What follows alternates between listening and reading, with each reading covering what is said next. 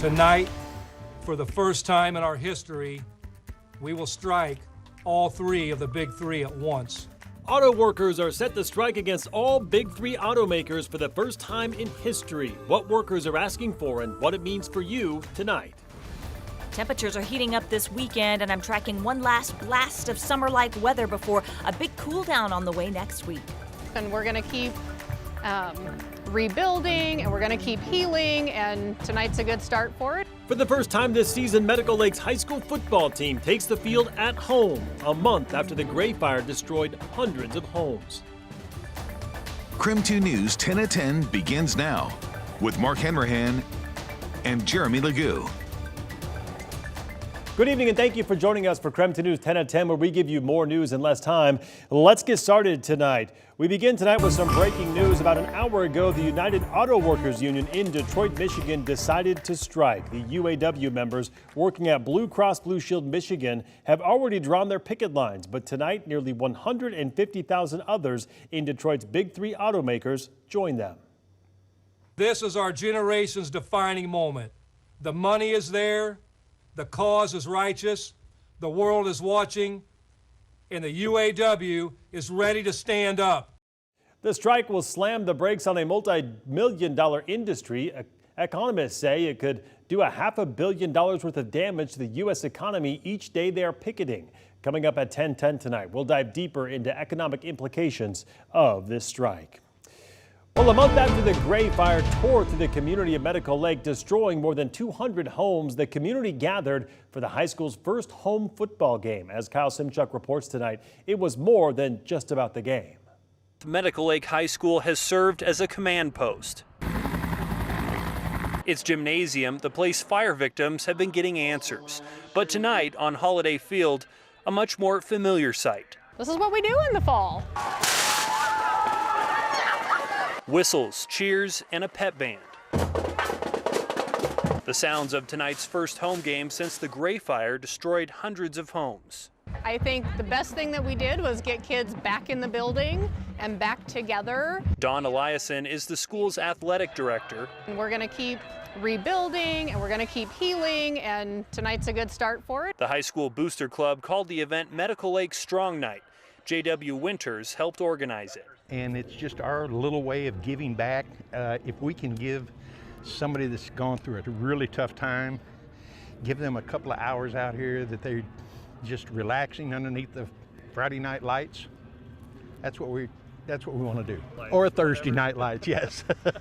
Fans were treated to free hot dogs, chips, and soda, and got to watch their favorite local athletes. In talking with the teachers, especially this week, are things starting to get back to normal as far as the students are concerned?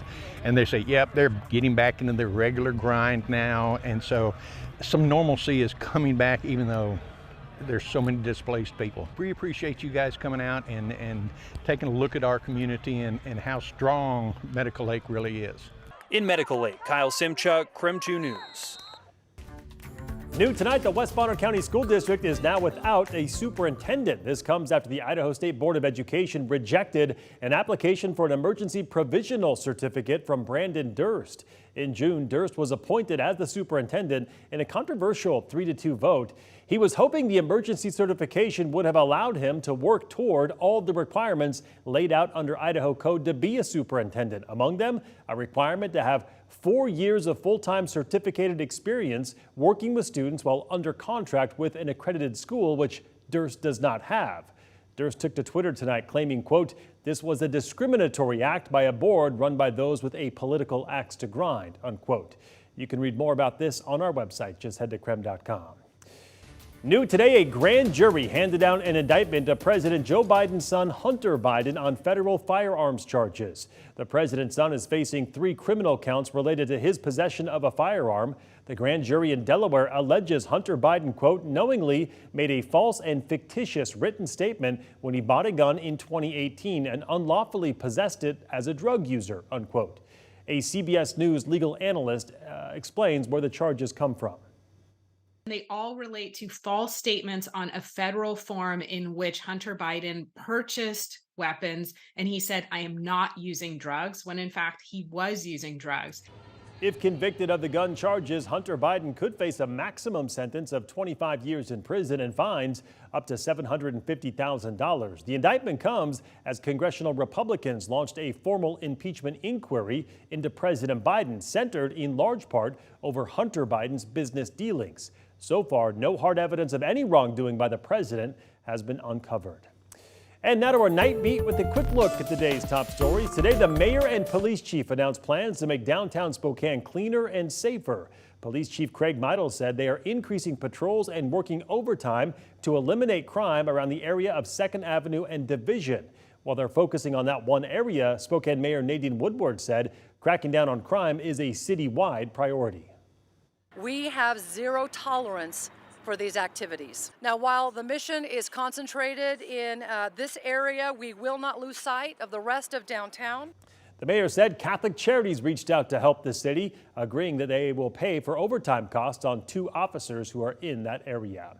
Meanwhile, frustrations erupt at a Spokane City Hall meeting today over the Wall Street apartment building being shut down for substandard conditions. Spokane code enforcement deemed it unsafe on August 31st, leaving an untold number of people displaced early this week. And during the meeting, City Council learned there was a lawsuit over what's happening in the building that the landlord filed on Monday.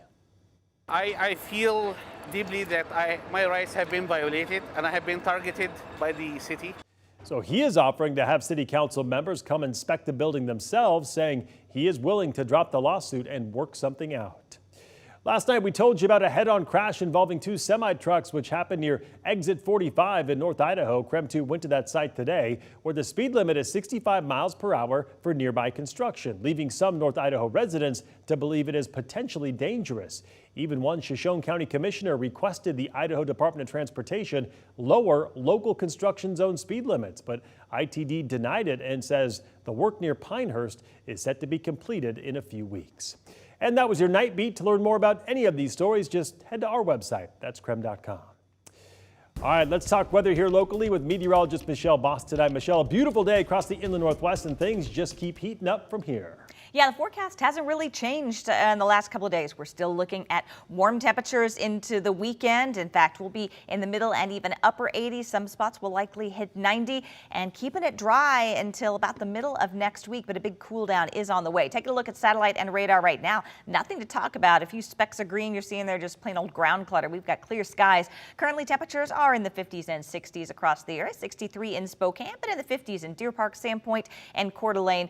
Middle and upper 60s elsewhere. Short-term forecast, well, clear skies tonight, sunshine tomorrow. Will cool down fast and heat up fast tomorrow to be in the mid-80s. That's more than 10 degrees above average. Saturday temperatures will peak in the upper 80s. A little bit breezy on Saturday and Sunday, and we'll start the cool down on Sunday. Still warm though, highs in the 80s. A bigger cool down on the way for next week. All right, sounds good, Michelle. Check back in with you later in the broadcast. New video tonight of Highway 195 south to Pullman. Take a look. You notice something is a bit off by the striping on the road. Several markings are either slanted or completely uneven, and it's causing some confusion for a lot of drivers. WashDOT says this is a project that began at the end of July. They have been putting new pavement in overnight, and the stripes currently down are temporary, they say. Right now, they are in a 3-week curing process before the next steps take place.